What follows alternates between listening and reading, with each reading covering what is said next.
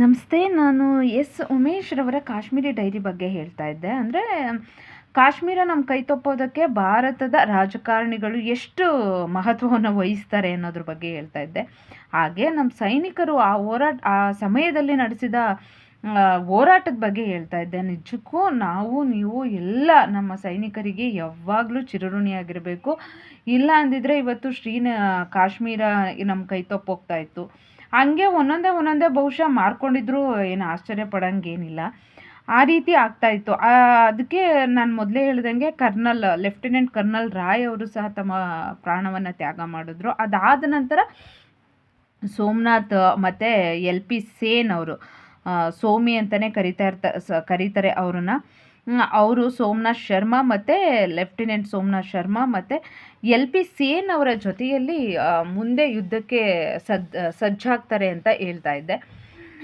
ನಾನು ಹೇಳ್ದಂಗೆ ಈ ಪಾಕಿಸ್ತಾನಿ ಬೆಟಾಲಿಯನ್ ಯಾವಾಗಲೂ ಒಂದು ಕಡೆ ನುಗ್ಗುತ್ತು ಅಂತ ಹೇಳೋಕ್ಕಾಗಲ್ಲ. ಅವರು ಕಳ್ಳರು ಅಂತ ಮೊದಲೇ ಗೊತ್ತಿರೋದ್ರಿಂದ ಎಲ್ಲಿ ಬೇಕಲ್ಲಿ ನುಗ್ಗೋಕ್ಕೆ ಶುರು ಮಾಡ್ತಾರೆ. ಮೊದಲು ಬಾರಾಮುಲ್ಲಾ ಕಡೆಯಿಂದ ಬರ್ತಾರೆ, ಉರಿ ಕಡೆಯಿಂದ ಬರ್ತಾರೆ, ಶ್ರೀನಗರವನ್ನು ವಶಪಡಿಸ್ಕೋಬೇಕು ಅಂತ ಬರ್ತಾರೆ. ಶ್ರೀನಗರವನ್ನು ವಶಪಡಿಸ್ಕೊಳಕ್ಕೆ ಆಗದೇ ಇದ್ದಾಗ ಅವರು ಮತ್ತೆ ಯಾವ ಕಡೆ ಬದ್ಗಾಮ್ನಲ್ಲಿ ಹೋರಾಟಕ್ಕೆ ಮುಂದಾಗ್ತಾರೆ. ಆಗ ಅಲ್ಲಿ ಸೋಮಿ ಅವರು ಶ್ರೀನಗರದ ವಾಯುನೆಲೆಯನ್ನು ಕಾಯ್ತಾ ಇರ್ತಾರೆ. ಅದಾಗಲೇ ಈ ಪಾಕಿಸ್ತಾನಿ ಸೈನಿಕರು ಬದ್ಗಾಮ್ಗೆ ಬಂದಿರೋವಂಥ ವಿಷಯ ಸೋಮಿ ಅವ್ರಿಗೆ ಗೊತ್ತಾಗುತ್ತೆ. ಅವರು ಅಲ್ಲಿ ಅಂದರೆ ಶ್ರೀನಗರದ ವಾಯುನೆಲೆಯಲ್ಲಿ ಹೆಚ್ಚು ಕೆಲಸ ಇಲ್ಲದ ಕಾರಣ ನಾನು ಬದ್ಗಾಮ್ಗೆ ಹೋಗಿ ಅಲ್ಲಿ ಶತ್ರು ಸೈನ್ಯವನ್ನು ಹಿಮ್ಮೆಟ್ಟಿಸ್ತೀನಿ ಅಂತ ಹೇಳ್ತಾರೆ. ಹಾಗೆ ಅವರು ಬದ್ಗಾಮ್ಗೂ ಸಹ ಬರ್ತಾರೆ. ಆದರೆ ಅಲ್ಲಿ ಯಾರೂ ಓಡಾಡ್ತಿರಲ್ಲ. ಶ್ರೀನಗರದಲ್ಲಿ ಜನಗಳಾಗಿರ್ಬೋದು ಅಥವಾ ಅಲ್ಲಿ ಪಾಕಿಸ್ತಾನಿಗಳ ಈ ಸೈನಿಕರು ಅಂತ ಏನು ಹೇಳ್ತೀವಿ ಅಥವಾ ಉಗ್ರರು ಅಂತ ಏನು ಹೇಳ್ತೀವಿ, ಅವರು ಸಹ ಓಡಾಡ್ತಿರಲ್ಲ. ನೀರವ ಮೌನವಾಗಿರುತ್ತೆ. ಹಾಗಾಗಿ ಅವ್ರಿಗೆ ಇಲ್ಲಿ ಜನಸಾಮಾನ್ಯರು ಯಾರು, ಸೈನಿಕರು ಯಾರು ಯಾವುದೂ ಗೊತ್ತಾಗಲ್ಲ. ಜನಸಾಮಾನ್ಯರು ಯಾಕೆ ಓಡಾಡ್ತಿರಲ್ಲ, ಯಾವ ಟೈಮಲ್ಲಿ ಯಾವ ಶತ್ರು ಸೇನೆ ಬಂದು ನಮ್ಮನ್ನು ಏನು ಮಾಡುತ್ತೋ ಅನ್ನೋ ಭಯದ ಕಾರಣಕ್ಕೆ ಅವರು ಓಡಾಡ್ತಿರಲ್ಲ. ಹಾಗೆ ಶತ್ರುಗಳು ಅವತುಕೊಂಡು ಅಂದರೆ ಬಚ್ಚಿಟ್ಕೊಂಡು ನಮ್ಮ ಯೋಧರು ಯಾವಾಗ ಯಾವ ಟೈಮಲ್ಲಿ ಬರ್ತಾ ಇರ್ತಾರೆ, ಅವ್ರನ್ನ ಯಾವ ರೀತಿ ನಾವು ಹೊಂಚು ಹಾಕಿ ಹೊಡಿಬೇಕು ಅನ್ನೋದನ್ನು ಈ ಪಾಕಿಸ್ತಾನಿ ಸೈನಿಕರು ಕಾಯ್ತಾ ಇರ್ತಾರೆ.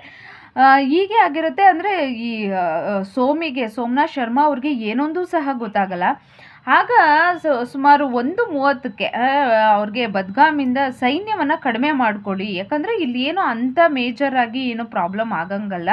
ಹಾಗಾಗಿ ಸ್ವಲ್ಪ ಸೈನ್ಯವನ್ನು ಕಡಿಮೆ ಮಾಡಿಕೊಂಡು ಮತ್ತೆ ನೀವು ಶ್ರೀನಗರಕ್ಕೆ ವಾಪಸ್ ಹೋಗಿ ಅಲ್ಲಿ ವಾಯುನೆಲೆಯನ್ನು ಕಾಪಾಡಿ ಅನ್ನೋ ಒಂದು ಆದೇಶ ಬರುತ್ತೆ. ಆದರೆ ಮತ್ತೆ ಅರ್ಧ ಗಂಟೆಯಲ್ಲೇ ಅವ್ರಿಗೆ ಮತ್ತೊಂದು ಆದೇಶ ಬರುತ್ತೆ.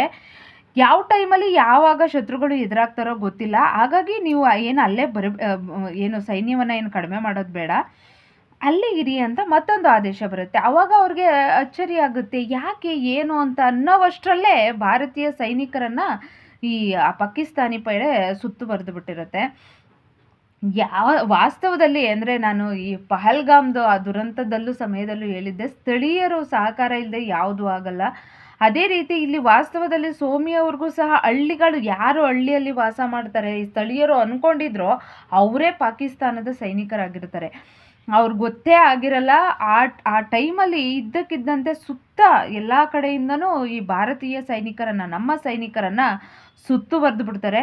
ಆಗ ಅವ್ರಿಗೆ ತಲೆ ಒಳಗಡೆ ಬಂದಿದ್ದೆ ಒಂದೇ, ನಾವು ಯಾರು ಒಬ್ಬ ಕಟ್ಟ ಕಡೆಯ ಸೈನಿಕ ಇರುವವರೆಗೂ, ಹಾಗೆ ನಮ್ಮ ಹತ್ರ ಕಟ್ಟ ಕಡೆಯ ಗುಂಡು ಇರುವವರೆಗೂ ನಾವು ಹೋರಾಡಲೇಬೇಕು ಅಂತ ತೀರ್ಮಾನವನ್ನು ಮಾಡ್ತಾರೆ. ಅದು ಭಾರತದ ಮಿಲಿಟ್ರಿ ಇತಿಹಾಸದಲ್ಲಿ ಬದ್ಗಾಮ್ ಯುದ್ಧ ಅಂತಲೇ ಹೆಸರಾಗುತ್ತಂತೆ. ಕೆಲವೇ ನಿಮಿಷಗಳಲ್ಲಿ ಎಲ್ಲ ಕಡೆಯಿಂದ ಮೋಟಾರ್ ಶೆಲ್ ಬಂದಾಗಿ ಎಲ್ಲ ಕಡೆಯಿಂದನೂ ಗುಂಡಿನ ಮೊರೆತ ಎಲ್ಲ ಕಡೆಯಿಂದನೂ ಕೇಳ್ತಾ ಇರುತ್ತೆ.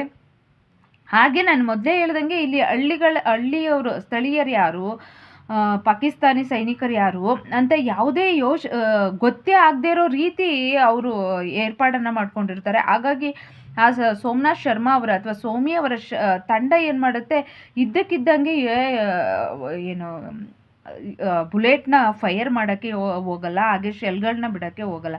ಯಾಕಂದರೆ ಪ್ರತಿಯೊಬ್ಬ ಪ್ರಜೆಯೂ ಸಹ ಯಾರು ಅಂತ ಗೊತ್ತಿರೋದ್ರಿಂದ ನಾವು ಕರೆಕ್ಟಾಗಿ ತಿಳ್ಕೊಂಡು ಯುದ್ಧವನ್ನು ಮಾಡಬೇಕು ಅಂತ ಹೇಳಿ ಯುದ್ಧವನ್ನು ಮಾಡ್ತಿರ್ತಾರೆ. ಹಾಗೇ ಸರಿಯಾದ ಪಾಕಿಸ್ತಾನಿ ಸೈನಿಕರನ್ನೇ ಗುರಿಯಿಟ್ಟು ಅವರು ಫೈರ್ನ ಮಾಡ್ತಾ ಇರ್ತಾರೆ. ಆಗ ಈ ಪಾಕಿಸ್ತಾನಿ ಸೈನ್ಯದ ಒಬ್ಬ ಮೇಜರ್ ಏನು ಮಾಡ್ತಾನೆ, ಅವನು ಒಂದು ಮುನ್ನಡೆಸ್ತಾ ಇರ್ತಾನಲ್ಲ, ಅವನ ಹತ್ರ ನಾನು ಆಲ್ರೆಡಿ ಹೇಳಿದೆ, ಪಾಕಿಸ್ತಾನದ ಸೈನಿಕರು ತುಂಬ ಜನ ಇದ್ದರು. ಭಾರತದಲ್ಲಿ ಏರ್ ಲಿಫ್ಟ್ ಎಷ್ಟು ಮಾಡೋಕ್ಕಾಗುತ್ತೋ ಅಷ್ಟೇ ಸೈನಿಕರನ್ನು ಏರ್ ಲಿಫ್ಟ್ ಮಾಡಿದರು. ಅದರಲ್ಲೂ ಪಾಕಿಸ್ತಾನಿಯರು ಏನು ಅಂಥ ನುರಿತ ಸೈನಿಕರಾಗಿರಲಿಲ್ಲ. ನಮ್ಮ ಸೈನಿಕರು ತುಂಬ ಎಚ್ಚರಿಕೆಯ ಮತ್ತು ಏನು ಎಲ್ಲ ನುರಿತ ವಿದ್ಯಾಭ್ಯಾಸವನ್ನು ಪಡೆದಂಥ ಸೈನಿಕರೇ ಆಗಿದ್ದರು. ಹಾಗಾಗಿ ಅವರು ಹೆಚ್ಚಿನ ಸೈನಿಕರಿದ್ದರೂ ನಮಗೇನು ಅಂಥ ತೊಂದರೆ ಆಗಲ್ಲ ಅಂತ ಹೇಳಿದ್ದೆ. ಹಾಗೆ ಈ ಪಾಕಿಸ್ತಾನಿ ಏನು ಮೇಜರ್ ನಡೆಸ್ಕೊಂಡು ಹೋಗ್ತಾ ಇರ್ತಾನೆ, ಅವನು ಯೋಚನೆ ಮಾಡ್ತಾನೆ ಏನಂತ, ನಮ್ಮ ಹತ್ರ ಈಗ ಆಲ್ರೆಡಿ 500 ಮಂದಿ ಸೈನಿಕರಿದ್ದಾರೆ. ಈ ಸಮಯದಲ್ಲಿ ನಾವು ಈಗ ನಮ್ಮ ಶ್ರೀನಗರವನ್ನು ಮುತ್ತಿಗೆ ಹಾಕಿ ಅದನ್ನು ವಶಪಡಿಸ್ಕೊಂಡ್ಬಿಟ್ರೆ ಒಳ್ಳೆಯದಾಗುತ್ತೆ. ನಾಳೆ ಇನ್ನೊಂದಷ್ಟು ಜನ ಸೈನಿಕರು ಬರ್ತಾರೆ ಅಂತ ನಾವು ಕಾಯ್ಕೊಂಡು ಕೂತ್ಕೊಂಡ್ರೆ ಕತ್ಲಾಗಿ ಬಿಡುತ್ತೆ. ಅಲ್ಲದೆ ಭಾರತೀಯ ಸೈನಿಕರು ಇನ್ನೊಂದಷ್ಟು ಜನ ಬಂದು ಸೇರಿದ್ರೆ ನಾವು ಯುದ್ಧ ಮಾಡೋದು ಕಷ್ಟ ಆಗುತ್ತೆ. ಅದರಿಂದ ಶ್ರೀನಗರವನ್ನು ಅಂದರೆ ಶ್ರೀನಗರದ ವಾಯುನೆಲೆಯನ್ನು ವಶಪಡಿಸ್ಕೊಳ್ಳೋದು ಕಷ್ಟ ಆಗುತ್ತೆ ಅಂತ ಯೋಚನೆ ಮಾಡಿ ಏಕಾಏಕಿ ಆಕ್ರಮಣಕ್ಕೆ ಮುಂದಾಗ್ತಾನೆ. ಅದೊಂದು ಭೀಕರ ಕಾಳಗ. ಅಲ್ಲದೆ ನಾನು ಮೊದಲೇ ಹೇಳ್ದಂಗೆ ಅವ್ರಿಗೆ ಯಾರಿಗೂ ಯುದ್ಧದ ಬಗ್ಗೆ ಯಾವುದೇ ತರಬೇತಿ ಕೊಟ್ಟಿರಲಿಲ್ಲ. ಆಮಿಷಗಳನ್ನು ಒಡ್ಡಿ ಕರ್ಕೊಂಡು ಬಂದಿರ್ತಾರೆ. ಇತ್ತ ನಮ್ಮ ಸೈನಿಕರು ನಿಜವಾಗ್ಲೂ ಏನು ಹಸಿದ ಹುಲಿಗಳು, ಹಸಿದ ಹೆಬ್ಬುಲಿಗಳು ಅಂತ ಏನು ಕರಿತೀವಿ, ಆ ರೀತಿ ಆರ್ಭಟಿಸ್ತಾ ಇರ್ತಾರೆ. ನಮ್ಮ ಹತ್ರ ಇದ್ದಿದ್ದು ಬರೀ 90 ಮಂದಿ ಸೈನಿಕರು ಮಾತ್ರ. ಆದರೆ ಅವರು ಸರಿಯಾದ ಆಯಾ ಕಟ್ಟಿನ ಜಾಗ, ಅಂದರೆ ಶತ್ರುಗಳನ್ನು ಎಲ್ಲಿ ಕೂತು ಕಂಡುಹಿಡಿಯಬಹುದು ಅಥವಾ ಎಲ್ಲಿ ಕೂತು ಹೊಡೆದ್ರೆ ಅವರು ನಿರ್ನಾಮ ಖಚಿತ ಅಂತ ಅಂದ್ಕೊಂಡಿರ್ತಾರೋ ಅಲ್ಲಿ ಕೂತು ದಾಳಿಯನ್ನು ಮಾಡ್ತಾ ಇರ್ತಾರೆ. ಅವರು 1 ಇಂಚು ಮುಂದೆ ಬರೋದ್ರಲ್ಲಿ ತಡೆಯೋದ್ರಲ್ಲಿ ನಮ್ಮರು ಯಶಸ್ವಿನೂ ಆಗ್ತಾರೆ. ಈ ಹೋರಾಟದಲ್ಲಿ ಎಷ್ಟು ಜನ ಪಾಕಿಸ್ತಾನಿ ಸೈನಿಕರು ಸತ್ತು ಬಿದ್ದರು ಅಂತ ಲೆಕ್ಕ ಹಾಕೋಕ್ಕೆ ಆಗಲ್ಲ. ಹಾಗೆ ಅವರು ಭಾರತೀಯ ಸೈನಿಕರು ಸಹ ಅದರಲ್ಲಿ ಸ್ವಲ್ಪ ಸೈನಿಕರು ಸಹ ತಮ್ಮ ಹತ್ಯೆಯನ್ನು ಮರಣವನ್ನು ವೀರ ತ್ಯಾಗವನ್ನು ಮಾಡ್ತಾರೆ. ಹಾಗೆ ನಮ್ಮ ಹತ್ರನೂ ಸಹ ಮದ್ದುಗುಂಡುಗಳು ಖಾಲಿ ಆಗುತ್ತೆ. ಆ ಟೈಮಲ್ಲಿ ಸೋಮನಾಥ್ ಶರ್ಮಾ ಅವರು ಒಂದು ರೇಡಿಯೋ ಮುಖಾಂತರ ಅವ್ರಿಗೆ ಆ ಸಂದೇಶವನ್ನು ಕಳಿಸ್ತಾರೆ, ನಮಗೊಂದಷ್ಟು ಯುದ್ಧ ಸರಕುಗಳನ್ನು ಅಥವಾ ಯುದ್ಧ ಸಾಮಗ್ರಿಗಳನ್ನು, ಬುಲೆಟ್ಗಳಾಗಿರ್ಬೋದು, ಗನ್ಗಳಾಗಿರ್ಬೋದು, ಅದನ್ನು ಕಳಿಸ್ಕೊಡಿ ಅಂತ.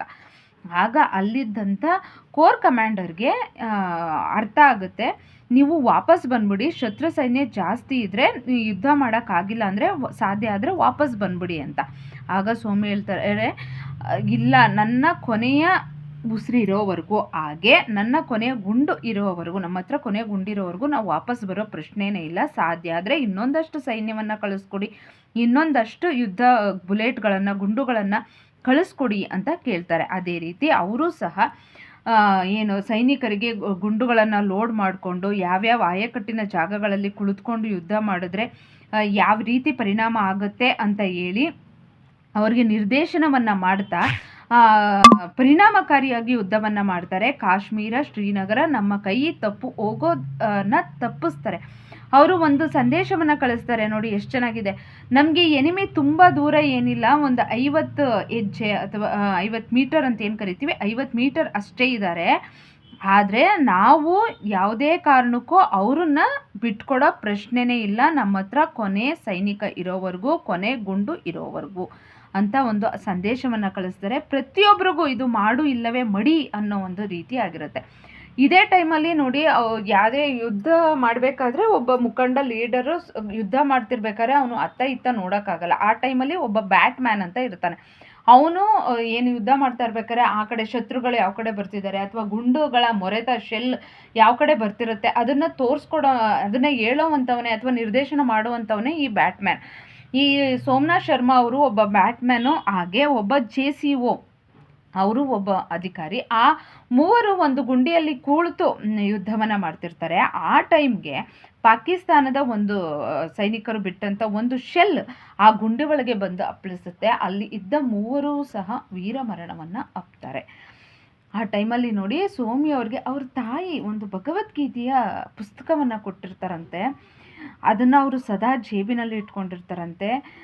ಸೋಮಿಯ ಮೃತದೇಹವನ್ನು ಗುರುತಿಸಿದಾಗ ಭಗವದ್ಗೀತೆಯ ಹಾಳೆಗಳು ಹರಿದು ಬಿದ್ದು ಚೆಲ್ಲಾಪಿಲ್ಲಿ ಆಗಿತ್ತಂತೆ. ನಾವು ಸಹ ಮೊನ್ನೆ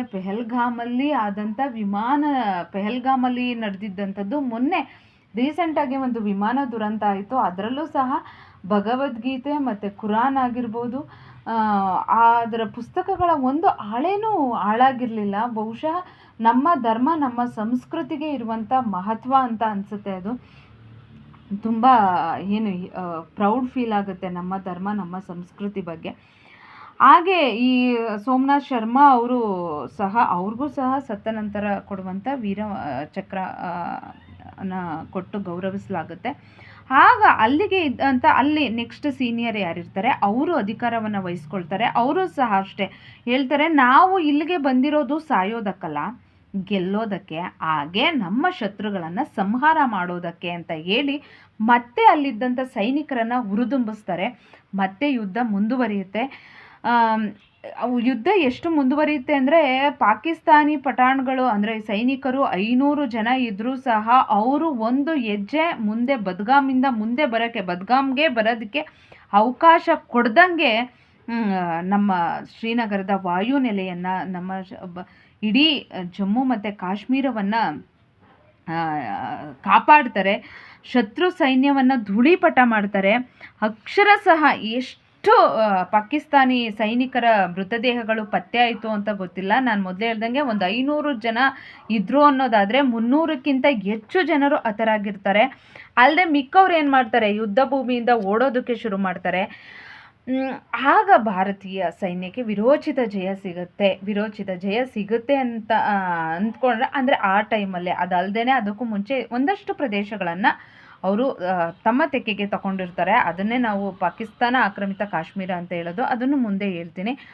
ಹಾಗೆ ಪಾಕಿಸ್ತಾನಿ ಸೈನಿಕರು ಸತ್ತು ಬಿದ್ದಿರ್ತಾರಲ್ಲ, ಅವರ ಮೃತದೇಹವನ್ನು ತೆಗೆದುಕೊಂಡು ಹೋಗೋದಕ್ಕೆ ಹಿಂಜರಿತಾರೆ. ಯಾಕಂದರೆ ನಾವು ಮೃತದೇಹವನ್ನು ತೆಗೆದುಕೊಳ್ಳೋಕೆ ಹೋದರೆ ಮತ್ತೆ ನಾವು ಎಲ್ಲಿ ಬಲಿಯಾಗ್ತೀವೋ ಅಂತ ಹೇಳಿ ಹೆದರ್ಕೊಂಡು ಆ ಮೃತದೇಹಗಳನ್ನು ಸಹ ಅವರು ತಗೊಂಡು ಹೋಗಿರಲ್ಲ. ಆ ರೀತಿಯ ಯುದ್ಧ ಅಷ್ಟು ಭೀಕರವಾಗಿ ನಡೆಯಿತು. ಇದೇ ರೀತಿ ಆ ನಂತರ ನಾನು ಹೇಳಿದೆ ಮೊದಲೇ, ಲೆಫ್ಟಿನೆಂಟ್ ರಾಯ್ ಅವ್ರಿಗೆ ಏನು ಸತ್ತ ನಂತರ ಪರಮವೀರ ಚಕ್ರ ನೀಡಿ ನಮ್ಮ ಭಾರತ ಸರ್ಕಾರ ಗೌರವಿಸಿತೋ, ಹಾಗೆ ಸೋಮನಾಥ್ ಶರ್ಮಾರವರಿಗೂ ಸಹ ಭಾರತ ಸರ್ಕಾರ ಪರಮವೀರ ಚಕ್ರ ಅನ್ನೋ ಪ್ರಶಸ್ತಿ ನೀಡಿ, ಸತ್ತ ನಂತರ ನೀಡುವಂಥ ಪ್ರಶಸ್ತಿಯನ್ನು ನೀಡಿ ಗೌರವಿಸುತ್ತೆ. ಆದರೆ ನನಗೆ ಒಂದು ಅನ್ಸೋದು, ಸತ್ತ ನಂತರ ನಾವು ಏನೇ ಮಾಡಿದ್ರೂ ಅದು ಅಷ್ಟು ಲೆಕ್ಕಕ್ಕೆ ಬರಲ್ಲ. ನಾವು ಇದ್ದಾಗ ನಮ್ಮನ್ನು ಗುರುತಿಸಿ ಗೌರವಿಸುವುದು ತುಂಬ ಮುಖ್ಯ ಆಗುತ್ತೆ. ಆದರೆ ಅವ್ರು ಇನ್ನೂ ಬದುಕಬೇಕಾಗಿತ್ತು, ಬಾಳಬೇಕಾಗಿತ್ತು, ನಮ್ಮ ದೇಶಕ್ಕಾಗಿ, ನಮ್ಮ ನಾಡಿಗಾಗಿ ಪ್ರಾಣ ತ್ಯಾಗ ಮಾಡಿದ್ದಾರೆ. ಅವರೆಲ್ರಿಗೂ ನಮ್ಮದೊಂದು ಸೆಲ್ಯೂಟ್ ಹೇಳೋಣ. ಹಾಗೆ ಇರುವಂಥ ನಮ್ಮ ಸೈನಿಕರಿಗೆ ನಮ್ಮ ಭಾರತ ಸರ್ಕಾರ ಆದಷ್ಟು ಹೆಚ್ಚೆಚ್ಚು ಸೌಲಭ್ಯಗಳನ್ನು ನೀಡಿ ನಮ್ಮ ದೇಶವನ್ನು ಸುರಕ್ಷಿತವಾಗಿಡೋದರಲ್ಲಿ ಅವರು ಸಹ ಸಹಕರಿಸಲಿ ಅಂತ ಕೇಳ್ಕೊಳ್ಳೋಣ. ಹಾಗೆ ಮುಂದೆ ನಾವು ಯಾವ್ಯಾವ ಪ್ರದೇಶಗಳನ್ನು ಪಡ್ಕೊಂಡ್ವಿ, ಅಂದರೆ ಯುದ್ಧ ಮಾಡಿ ನಾವು ಯಾವ ಪ್ರದೇಶಗಳನ್ನು ಪಡ್ಕೊಂಡ್ವಿ, ಯಾವ ಪ್ರದೇಶಗಳನ್ನು ಕಳ್ಕೊಂಡ್ವಿ ಅನ್ನೋದ್ರ ಬಗ್ಗೆ ಹೇಳ್ತಾ ಹೋಗ್ತೀನಿ. ಆ್ಯಸ್ ಯೂಶ್ವಲ್ ಇಷ್ಟ ಆದರೆ ಲೈಕ್ ಮಾಡಿ, ದಯವಿಟ್ಟು ಸಬ್ಸ್ಕ್ರೈಬ್ ಮಾಡಿಕೊಂಡು ನೋಡಿ, ನನಗೂ ಒಂಥರ ಖುಷಿ ಆಗುತ್ತೆ. Thank you.